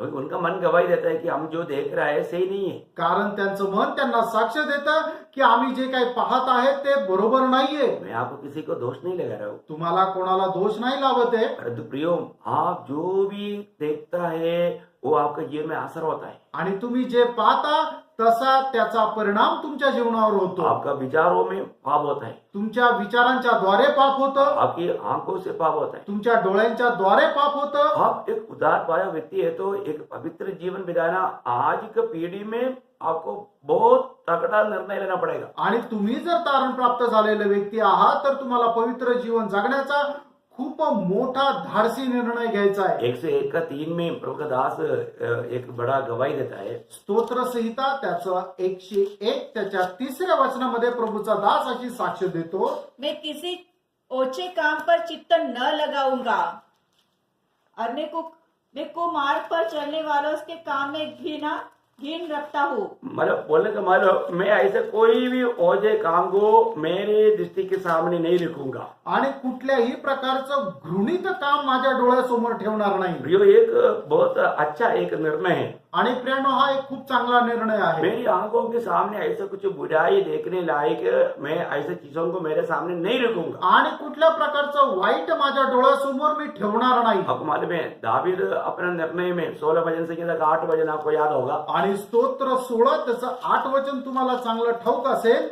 मैंने यहोवा को निरंतर अपने सम्मुख रखा है. देखा, निरंतर प्रभु को सन्मुख रखा है. आणि नेहमी परमेश्वराला समोर ठेवलेला आहे. मैं बोलने का अर्थ क्या है प्रिय? आणि सांगायचं तात्पर्य काय? हमेशा हमें एक पवित्र जीवन बिताने का एक पक्का निर्णय चाहिए. आणि नेहमी एक पवित्र जीवन जगायचा आपला दृढ निर्णय असला क्योंकि हम पाहिजे. प्रभु के आगमन की बाट जो है कारण आपण प्रभूच्या आगमनाची वाट पाहत और आहोत. हमारा बुलाने वाला प्रभु बोलता है कि मैं तुम्हें बुलाने वाला पवित्र हूँ इसलिए तुम पवित्र बनो. हर चाल चलन में पवित्र बनो. आणि या ठिकाणी देवाचं वचन असं सांगतं की तुम्हाला बोलवणारा मी पवित्र आहे म्हणून आपल्या प्रत्येक चालीरीतीमध्ये तुम्ही पवित्र व्हा. यदि आपको प्रभु में आशा है आणि जर तुम्हाला प्रभूमध्ये आशा आहे तो आपको ये काम करना ही होगा. आणि तुम्हाला हे काम करावं लागेल. पहला यूहन्ना 3:3 में हम पढ़ता है, पहिलं योहान त्याचा 3रा अध्याय आणि त्याच्या 3ऱ्या वचनामध्ये असं लिहिलंय, जो भी प्रभु से भेंट करने की आशा में है आणि ज्याला कोणाला इच्छा आहे की देवाला भेटावं जैसे वो पवित्र है अपने आप को पवित्र रखेगा. त्याने तो जसा पवित्र आहे तसा स्वतःला पवित्र करेल. तो यहाँ पर दानियल ने एक सुंदर निर्णय लिया, आणि या ठिकाणी दानिएलाने खूप चांगला निर्णय घेतला. मैं अपने आप को अशुद्ध नहीं करूंगा. आणि मी स्वतःला अपवित्र करणार नाही. मुझे सुनने वाला हर एक पवित्र लोगों से मैं आपसे विनती करता हूँ प्रियो, ये निर्णय हम सबका होना चाहिए. आणि मला ऐकणाऱ्या प्रत्येक पवित्र भक्ताला मी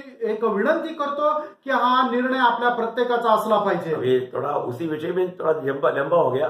आणि ह्या एकाच विषयामध्ये थोडस लांब गेलो. ओके, मैं दूसरा उनका मला दानियल को खूबी मैं बताना चाहूंगा. आणि दुसरं दानिएलाचं वैशिष्ट्य मी सांगू इच्छितो. दानियल का जो दोस्त लोग था, मित्र लोग था, वो पक्का विश्वास सूरवीर था. आणि दानिएलाचे जे मित्र होते ते विश्वासाचे खूप चांगले शूरवीर होते. आपको मालूम है कि एक व्यक्ति कैसा है करके मालूम करना है तो इसका मित्र कौन है करके मालूम करो. आणि एखादा व्यक्ती कसा आहे हे जर समजायचं तर त्याचे मित्र कोण आहे हे समजून घेतलं एक पाहिजे. अच्छा व्यक्ति कभी भी गुंडा लोगों के साथ मित्रता नहीं रखता. आणि एक चांगला व्यक्ती गुंड व्यक्ती सोबत मैत्री ठेवत नाही. और कोई व्यक्ति का और मित्र गुंडा है तो वो भी पक्का गुंडा रहेगा. आणि एखाद्या व्यक्तीचे जे मित्र गुंड आहे तर तो सुद्धा गुंडच असेल. प्रियो, हम प्रभु में आने के बाद हमारा मित्रता सच्चा आत्मिक लोगों के साथ होना चाहिए. आणि प्रभू मध्ये आल्यानंतर आपली मैत्री जी आहे ते खऱ्या आत्मिक लोकांसोबत असली पाहिजे. अभी दानियल का मित्रता किसके साथ था? आणि दानिएलाची मैत्री कोणासोबत होती? जब उसका दूसरा अध्याय का 17-18 वचन में हम देखता है, दानिएल त्याचा 2रा अध्याय त्याच्या 17 आणि 18 18 वचनामध्ये आपण पाहतो. उनका मित्र लोग शत्रु मेषक अबेदनगो था, आणि त्याचे जे मित्र होते ते शद्रक मेषक अबेदनो होते वो उनके साथ ही संगति करते थे. आणि त्यांच्या सोबतच ते सहभागिता करत असे. और वो लोग ऐसे लोग हैं, आणि ते लोक असे लोक वो आहेत लोग प्रभु के लिए अपने जान देने के लिए तैयार था. आणि ते देवा करता आपला जीव द्यायला तयार होते. आपको मालूम है एक बार नबूकदनेस्सर ने राजा ने एक बड़ा एक मूर्ति खड़ा किया आणि तुम्हाला ठाऊक आहे नबुकेसर राजाने एक मोठी मूर्ती उभी केली और सबको उसके सामने दंडवत करना है. आणि सगळ्यांना त्याच्या समोर दंडवत करायचे आहे. लेकिन ये तीनों बच्चों ने कहा आणि या तिघांनी असं म्हटलं हम दंडवत नहीं करेगा. आणि आम्ही त्याला दंडवत करणार नाही. है ना, उसका तीसरा अध्याय का 17-18 वचन में वो लोग आता है आणि दानियल त्याचा 3रा अध्याय त्याच्या 17-18 वचनामध्ये असं म्हटलंय, हम इस मूर्ति को दंडवत नहीं करेगा. आम्ही या मूर्तीला नमन करणार नाही. हमारा प्रभु हमको बचाने के लिए सामर्थ्य रखता है. आमचा परमेश्वर आम्हाला वाचवण्याचं सामर्थ्य ठेवतो. अगर ऐसा नहीं बचाया जाएगा तो भी हम प्रभु के लिए मरने के लिए तैयार है, परंतु हम मूर्ति को दंडवत नहीं करेंगे. आणि प्रभूने आम्हाला वाचवलं नाही तरी सुद्धा चालेल, पण आम्ही त्याच्याकरता मरायला तयार आहे, पण आम्ही या मूर्तीला नमन करणार नाही. आपको मालूम है वहां पर क्या क्या हुआ? आणि त्या ठिकाणी काय झालं तुम्हाला ठाऊक आहे. 7 गुना पट्टी मतलब तेज कर दिया. आणि ती जी आग आहे ती 7 पट जास्त वाढवली. इनको पकड़ के डालने के लिए जो गया था उनको आग खा लिया. आणि यांना पकडून जे टाकायला गेले होते तेच जळून मेले. परंतु हम देखता है आपण पाहतो ये 3 बालक लोग आग में चल रहे हैं. आणि हे जे तिघ आहे ते अग्नीमध्ये चालत आहे. वहां पर 3 के जगह पर 4 दिखाई दे रहे हैं. आणि त्या जाळामध्ये 3च्या ऐवजी 4 लोक दिसत आहेत. आप देखिए कितने अनोखी बात है. आणि बघा केवढी अद्भुत गोष्ट आहे. वे लोग वहां पर पहुंचने से पहले यीशु मसीह उसके अंदर था. आणि ते लोक त्या ठिकाणी पोहोचण्याच्या अगोदर प्रभू येशू ख्रिस्त त्यांच्यासाठी होता. और हम देखते हैं कि वो लोगों का बंधन खोल करके वो लोग कंधे पर कंधा मिला करके आग के अंदर चल रहे हैं चारों मिलकर के. आणि त्यांचे बंधन उघडले गेले आणि ते आपल्या खांद्याला खांदा मिळून ते चालत आहे त्या जाळामध्ये. आप वो भाग पढ़ा है इसलिए मैं उसको ज्यादा अभी पढ़ाने नहीं चाहता हूँ. आणि तो भाग तुम्ही वाचला असेल म्हणून मी तुम्हाला आता वाचायला नाही सांगत. लेकिन आखिर राजा ने क्या बोला? आणि शेवटी राजाने काय म्हटलं, देखा राजा एक गवाही दिया. आणि राजाने ही साक्ष दिली. उसका 28-29 पढ़ना. आणि दानियल दानियल त्याचा 3 का 3रा अध्याय त्याचा 28-29 वचन. थोड़ा लंबा वचन है, थोड़ा जल्दी पढ़िए. नबूकदनेस्सर ने कहा, धन्य है शद्रक मेशक और अबेदनगो का परमेश्वर, जिसने अपना दूत भेजकर अपने इन दासों को इसलिए बचाया क्योंकि उन्होंने राजा की आज्ञा न मानकर तुझी पर भरोसा रखा और ये सोचकर अपना शरीर भी अर्पण किया कि हम अपने परमेश्वर को छोड़ और किसी देवता की उपासना या दंडवत न करेंगे. इसलिए अब मैं यह आज्ञा देता हूँ कि देश देश और जाति जाति के लोग और भिन्न भिन्न भाषा बोलने वाले में से जो कोई शद्रक मेशक और अबेदनगो के परमेश्वर को कुछ निंदा करेगा वो टुकड़े टुकड़े किया जाएगा और उसका घर पूरा बुरा बनाया जाएगा. बोलने का अर्थ क्या है प्रिय? आप लोग आराम से पढ़ लेना. आणि तुम्ही नंतर ते एकदम शांत रीतीने वाचून घ्या. देखिए बहुत इस रीति में प्रभु को महिमा करने वाले बच्चे लोग था. आणि ते अशा प्रकारे देवाचा गौरव करणारे लोक होते. मैं आपको बताऊं, तुम्हाला सांगू, आज हमारा संगति हमारे किसके साथ संगति करना आज आपण कोणासोबत सहभागिता किंवा मैत्री करायची आहे. है ना. पहला कुरिन्थी 1 अध्याय का 9 वचन में पढ़ता है, पहिले करंथीकराचं पत्र त्याचा 1 अध्याय त्याच्या 9 वचनामध्ये असं म्हटलेलं आहे, हमें पुत्र की संगति में बुलाया. आणि आपण त्याच्या पुत्र प्रभू येशू ख्रिस्ताच्या सहभागितेमध्ये बोललो आहोत. और यूहन्ना 1 यूहन्ना 1:3 में लिखा है, आणि 1 योहान त्याचा 1 अध्याय त्याच्या 3ऱ्या वचनामध्ये असं लिहिलंय, हमारा संगति किसके साथ है? आणि आपली सहभागिता कोणासोबत आहे. और हमारी ये सहभागिता पिता के साथ और उसके पुत्र प्रभु यीशु मसीह के साथ है. बोलने का अर्थ हमारा सौभाग्यता पिता और पुत्र और पवित्र आत्मा के साथ है. आणि सांगायचं तात्पर्य आपली सहभागिता पिता पुत्र आणि पवित्र आत्म्यासोबत आहे. प्रिय हमें परखना है. प्रेरणा आपण पारखायचे. जब हम प्रभु की संगति में रहेगा, आणि ज्या वेळेला आपण प्रभूच्या सहभागितेमध्ये राहू प्रभु का स्वभाव हमारे में आएगा. आणि प्रभूचा स्वभाव आपल्यामध्ये येईल. आपको मालूम है जब पत्रोस और यूहन्ना का धैर्य हिम्मत दे करके आणि पेत्र आणि योहान यांचं धैर्य बघून लोगों ने गवाही दिया. लोकांनी साक्ष दिली. प्रेरितों का काम 4 अध्याय का 13 वचन. प्रेषित त्याचा 4 अध्याय आणि त्याचं 13 वचन. ये लोग यीशु मसीह के साथ था. आणि हे लोक प्रभू येशू ख्रिस्तासोबत होते. क्या बोलते हैं? काय म्हटलंय? ये लोग यीशु मसीह के साथ था. आणि हे लोक प्रभू येशू ख्रिस्तासोबत होते. पत्रोस अपने आप को छिपाना चाहा, आणि पेत्राने स्वतःला लपवण्याचा प्रयत्न केला, लेकिन नहीं हो पाया. आणि ते लपू नाही शकले. वहां पर एक गवाही आया. आणि त्या ठिकाणी एक साक्ष आली. मत्ती 26 का उसका 73 में आणि मग ते त्याचा 26 अध्याय त्याच्या 73 वचनामध्ये वो बोलता है कि पत्रोस का शब्द सुनने वाला वो बोलता है कि तुम भी मसीह के साथ था, क्योंकि तेरा बोल ही वो बात को प्रमाण करता है। आणि पेत्राचं बोलणं ऐकणाऱ्या व्यक्तीने असं म्हटलं की तू नहीं ही पड़ेगा। सचमुच तू भी उनमें से एक है, क्योंकि तेरी बोली तेरा भेद खोल देती है। देखा, तेरी बोल ही तेरा भेद खोल देता है। आणि तुझं बोलणं जे आहे ते तुझं रहस्य उलगडतं. कितना अनोखा बात है ना। केवढी अद्भुत गोष्ट आहे. प्रियो, एक मसीह व्यक्ति का बोल ही सुनने से मालूम पड़ेगा कि ये क्रिस्ती है। आणि ख्रिस्ती व्यक्तीचं बोलणं ऐकल्यानंतर समजतं की हा ख्रिस्ती आहे. आपका चाल चलन देख करके लोग बोलेगा ये क्रिस्ती है करके। आणि तुमची चाल बघूनच लोक म्हणतील की हा ख्रिस्ती आहे. है ना, जब मैं आर्मी से जब छुट्टी जाता था तो गांव का लोग बोलता था कि मेरे को देख करके आप आर्मी में करके पूछेंगे तो वो बोलता है कि ये आर्मी में है, क्योंकि वो चाल बताता है कि ये आर्मी का है। आणि मी ज्या वेळेला सैन्यामध्ये होतो त्यावेळेला सुट्टीमध्ये ज्या वेळेला केरळला जायचं त्यावेळेला माझी चाल बघूनच लोक म्हणायचे की हा आर्मीमध्ये, क्योंकि वो चाल में मालूम पड़ता है कि ये आर्मी का जवान है। आणि चालल्यामध्ये समजतं की हा आर्मीचा एक जवान आहे. Praise the Lord। Praise the Lord. प्रियो, ऐसा है तो फिर मसीह के साथ चलने वाला व्यक्ति का कैसे नहीं मालूम करेगा। आणि मग असं जर आहे की जो व्यक्ती ख्रिस्तासोबत चालतो तो कस काय नाही समजला जाणार. तो इसका मतलब दानियल के जीवन में जो संगति था, इसी प्रकार आज उससे भी बढ़ करके संगति आज स्वर्गीय पिता ने मंडली के लोगों को दिया है। आणि दानिएलच्या जीवनामध्ये जी सहभागिता होता त्याच्यापेक्षाही मोठी सहभागिता परमेश्वराने मंडळीच्या जीवनामध्ये दिलेली आहे. अपन कितने धन्य लोग हैं। आपण किती धन्य लोक आहोत. ओके, तीसरी बात दानियल का क्या था? आणि दानिएलाचं तिसरं वैशिष्ट्य काय होतं? वो विश्वास योग्य था। आणि तो विश्वास योग्य होता. है ना, दानियल 6:4 में दानिएल 6 अध्याय 4 वचनामध्ये देखिए, दानियल का विरोधी लोग दानियल को फंसाने के लिए कुछ कुछ गलती ढूंढ रहा चाहा।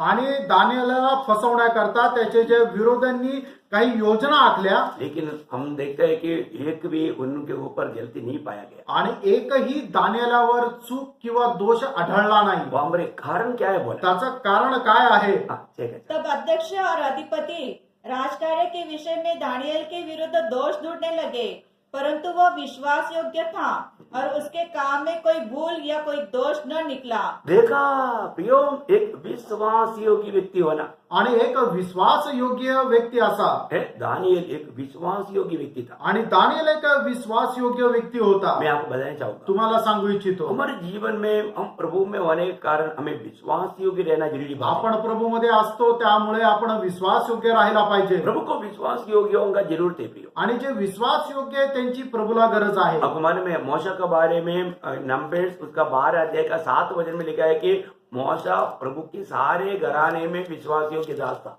गणना त्याचा 12 अध्याय त्याच्या 7 वचनामध्ये मोशे संबंधाने असं म्हटलेलं आहे की मोशे जो होता परमेश्वराच्या सर्व घराण्यामध्ये विश्वास योग्य होता. ये नया नियम में इब्रानियों का पत्र 3 अध्याय का 2 और 5 वचन में भी लिखा है।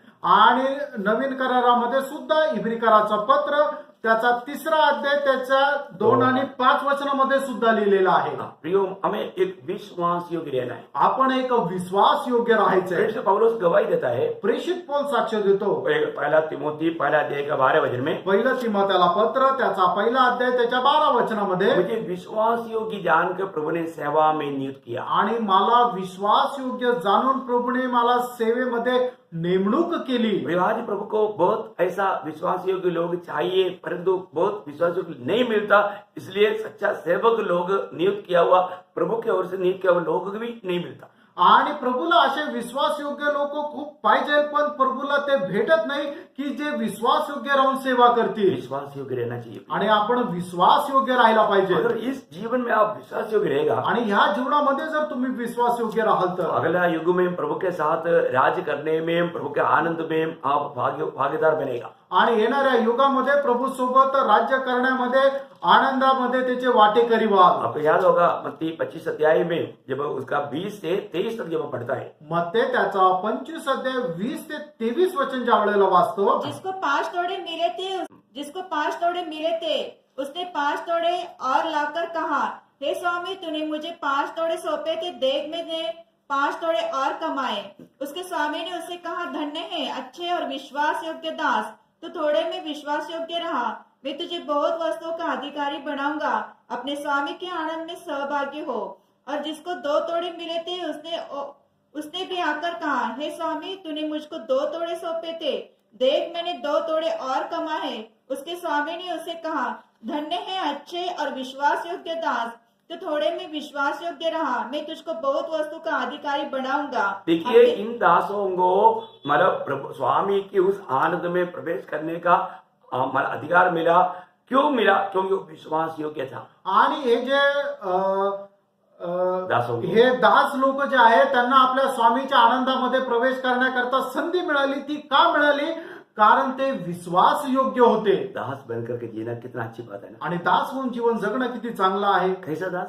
कसा दास? विश्वास योग्य दास। विश्वास योग्य दास. एक बात मैं आपको बताऊं, एक गोष्ट तुम्हाला सांगू, प्रभु का दास यहाँ पर भी प्रभु का सेवा करेगा, आनंद काल भी सेवा करेगा। आणि प्रभूचा दास या ठिकाणी सुद्धा सेवा करेल आणि अनंत कालामध्ये सुद्धा सेवा करेल. मिलने वाला एक तोहफा मैं आपको बताऊं, आणि मिळणारा एक तुम्हाला बक्षीस तुम्हाला सांगू. प्रकाशित वाक्य 22 अध्याय का 3-4 वचन, आणि प्रकटीकरण त्याचा 22 अध्याय त्याचं 3 आणि 4 वचन. बड़ा अनमोल बात है, आणि खूप अनमोल अशी गोष्ट आहे. ध्यान से सुनिए। लक्ष देऊन ऐका. फिर श्राप न होगा और परमेश्वर और मेमने का सिंहासन उस नगर में होगा और उसके दास उसकी सेवा करेंगे। देखिए, उसकी दास उसकी सेवा करेगा। आगे, वे उसका मुंह देखेंगे। वाह, बाप रे, वे उसका मुंह देखेगा। आणि ते त्याचे तोंड पाहतील. और क्या चाहिए? अजून काय पाहिजे? प्रभु का मुंह देखने का मौका और किसी सृष्टि को नहीं मिलेगा, प्रभु का दासों को मिलेगा। आणि प्रभूचं तोंड पाहण्याची संधी कुठल्याही सृष्टीला मिळणार नाहीये, तर प्रभूच्या दासांना भेटेल. Praise the Lord. आप थोड़ा ध्यान से वो बात को, आपको मालूम है प्रभु को प्रभु का चेहरा देखने का अर्थ अगर आपको मालूम है तो आप उड़ी मारेगा। आणि प्रभूचा चेहरा बघण्याचा अर्थ जर तुम्हाला समजला तर तुम्ही उडी माराल. प्रियो, कोई भी सृष्टि प्रभु का चेहरा देख नहीं सकता। प्रियानो, कुठलीही सृष्टी प्रभूचा चेहरा पाहू शकत नाही. प्रभु आनंद काल प्रभु का दास लोग प्रभु का चेहरा देखेगा। अनंत कालामध्ये आपण प्रभूचे दास लोक प्रभूचा चेहरा पाहू. हम लोग जो प्रभु के आगमन में प्रभु जैसे है वैसा देखेगा, उसमें और एकाम्र वाला बातों में बहुत अंतर है। आणि प्रभूच्या आगमनामध्ये प्रभू जसा आहे तसं आपण त्याला पाहू. आणि या ठिकाणी सांगितलेलं त्याच्यामध्ये फरक आहे. Praise the Lord. Praise the Lord. वो आपको समझेगा, बाद में आपको एक क्लास में समझाएगा। आणि एका क्लासमध्ये हे तुम्हाला नंतर समजून सांगेल. उन्होंने कहा ये बहुत धन्य अवस्था है। आणि ही खूप धन्य अवस्था आहे. यहाँ पर मैं इसलिए आपको बोलना चाहता हूँ, यहाँ पर भी प्रभु अपने साथ लेकर चलना है, आपको इस्तेमाल करना है तो विश्वास योग्य रहना। आणि प्रभूने तुम्हाला उपयोगात आणायचंय तर तुम्ही विश्वास योग्य राहा. प्रकाशित वाक्य 17 अध्याय का 14 वचन में प्रगटीकरण 17 अध्याय त्याच्या 14 वचनामध्ये प्रभु हमेशा उनको साथ लेकर चलता है, आणि प्रभू नेहमी त्या लोकांना सोबत घेऊन चालतो जो बुलाया हुआ है, चुना हुआ है और विश्वास योग्य। आणि जे बोलवलेले आहे, जे निवडलेले आहे आणि जे विश्वास योग्य आहे. तीन को भी पक्का चाहिए। आणि हे 3 वैशिष्ट्य नेहमी असलं पाहिजे. बुलाया होना चाहिए, आणि पाचारण प्राप्त असलेले पाहिजे, चुना होना चाहिए आणि निवडलेले असले पाहिजे, विश्वास योग्य। आणि विश्वास योग्य राहिला पाहिजे. आपको मालूम है, जब आपने बपतिस्मा लिया होगा आणि ज्या वेळेला तुम्ही बाप्तिस्मा घेतला असेल तब प्रभु का दास ने आखिरी में आपका सिर पर हाथ रख करके एक आशीर्वाद दिया था। आणि प्रभूच्या दासाने शेवटी तुमच्या डोक्यावर हात ठेवून आशीर्वाद दिला असेल. क्या बोला आपको याद है? आणि काय बोलले तुम्हाला ठाऊक आहे का? कई साल हो गया, भूल गया होगा ना? आणि काही वर्ष झाले लोक विसरले असतील. बोलो मत। आणि सांगू नका. क्या बोला मालूम है? काय बोलले माहितीये? मृत्यु तक विश्वास योग्य रहना तो तू जीवन का मुकुट पाएगा। मरेपर्यंत विश्वास योग्य राहा तर जीवनाचा मुकुट तू प्राप्त करशील. प्रकाशित वाक्य 2 अध्याय का 10 वचन की आखिरी भाग है। प्रगटीकरण त्याचा 2 अध्याय त्याच्या 10 वचनाचा शेवटला भाग आहे. मैं आपको एक बात बताना चाहूंगा, एक गोष्ट तुम्हाला सांगू इच्छितो. एक विश्वास योग्य जीवन बिताना। आणि प्रियानो, एक विश्वास योग्य जीवन जगा. पति पत्नी के साथ, पत्नी पति के साथ, आणि नवऱ्याने बायको सोबत, बायकोने नवऱ्यासोबत, बच्चे लोग माँ बाप के साथ, माँ बाप बच्चों के साथ, आई वडिलांनी मुलासोबत, मुलांनी आई वडिलांसोबत, प्रभु का दास मंडली के साथ, मंडली प्रभु के दास के साथ, आणि प्रभूच्या दासाने मंडळीसोबत, मंडळीने प्रभूच्या दासासोबत. हर जगह पर विश्वास योग्यता चाहिए। आणि प्रत्येक ठिकाणी विश्वास योग्य राहिला प्रभु पाहिजे. हमारा विश्वास योग्यता को परखता है। आणि प्रभू आपली विश्वास योग्यता पारखतो. क्यों परखता है? का पारखतो? 101 का 6 स्तोत्र 101 त्याचं 6 वचन. प्रभु बोलता है, प्रभू असं म्हणतो, विश्वास योग्य लोग मेरे साथ रहेगा। विश्वास योग्य लोक माझ्या सोबत राहतील. Praise the Lord. Praise the Lord. तो दानिएल एक विश्वास योग्य था। दानिएल एक विश्वास योग्य होता. आखिरी 4 बात बोलकर जल्दी खत्म करता हूँ। आणि 4थी गोष्ट सांगून या ठिकाणी लवकर थांबेल. दानिएल एक प्रार्थना मनुष्य था। आणि दानिएल एक प्रार्थना मनुष्य होता. दानिएल 6 का 10। दानिएल 6 अध्याय त्याचं 10 वचन. आपको मालूम?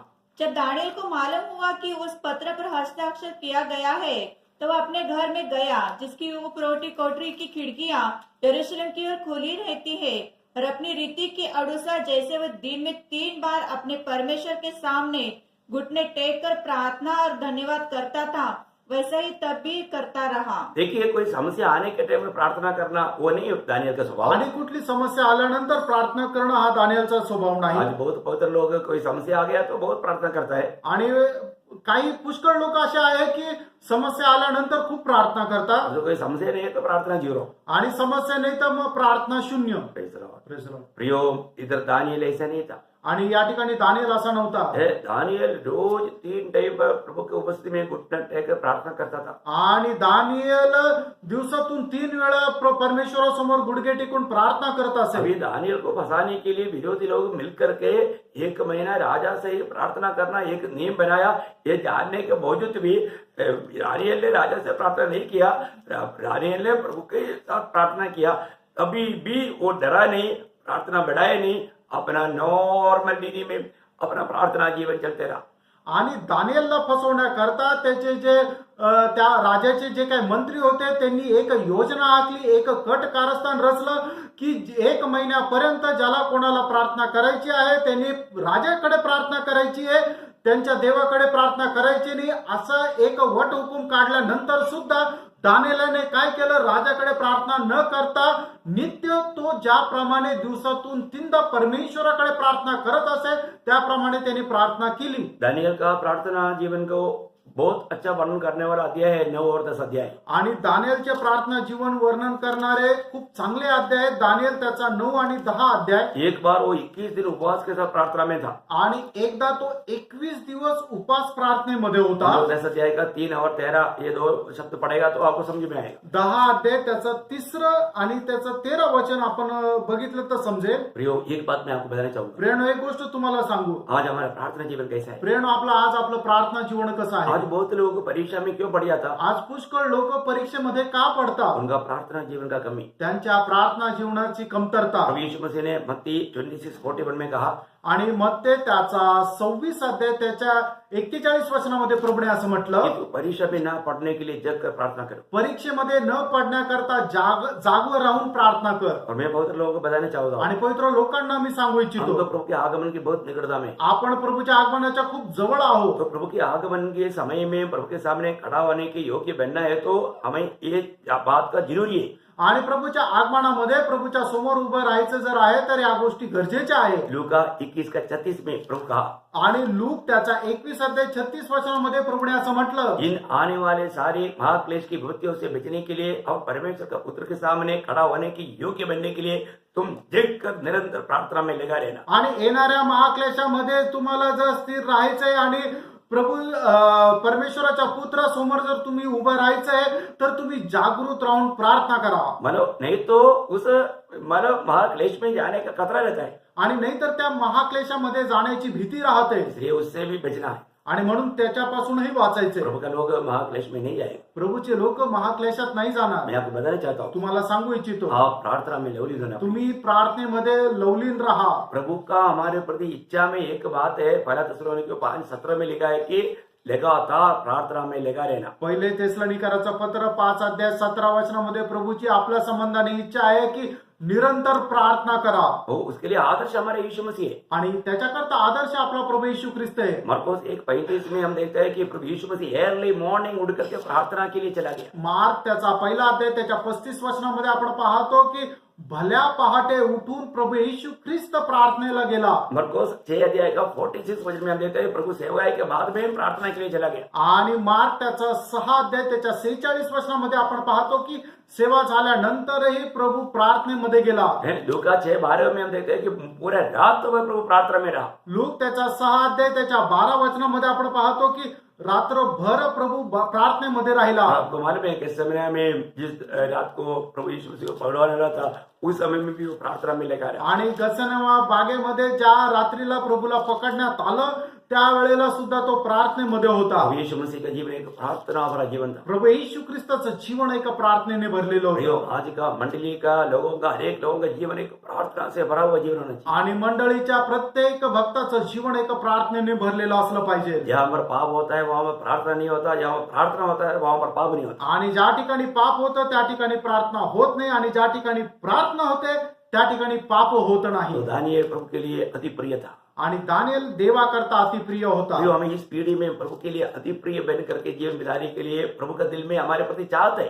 आणि ह्या पिढीमध्ये परमेश्वराकरता आपण अतिप्रिय होऊन जीवन जगावं असं देवाची आपल्या संबंधाने इच्छा आहे. यदि हमारे अंदर भी ये चार अगर ये गुण विशेष हमारे में रहेगा तो आणि हे 4 गुण वैशिष्ट्य जर आपल्यामध्ये राहतील तर निश्चय वो व्यक्ति प्रभु के लिए अति प्रिय बनेगा। निश्चितच तो व्यक्ती प्रभू करता अतिप्रिय राहील. क्या क्या है? आणि ते काय काय आहे? एक पक्का निर्णय लेना, आणि एक पक्का निर्णय घ्या. मैं अपने आप को अशुद्ध नहीं करूंगा। आणि मी स्वतःला अपवित्र करणार नाही. ये तो पवित्र जीवन के ऊपर बोलने के लिए कितना गड्ढा बोलेगा तो एक कदम नहीं होता। आणि पवित्र जीवनासंबंधाने कितीतरी तास जरी बोललं तरी ते संपणार नाही.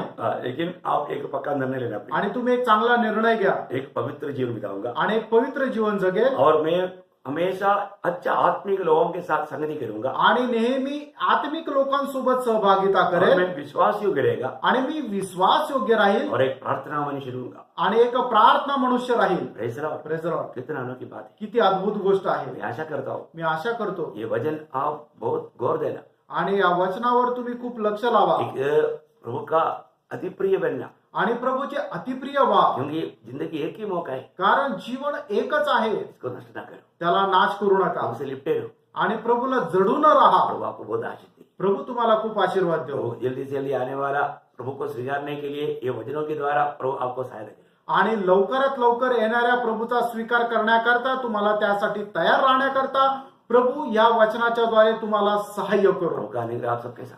आणि प्रभूची कृपा आपल्या सर्वांसोबत असो. आमीन। आमेन.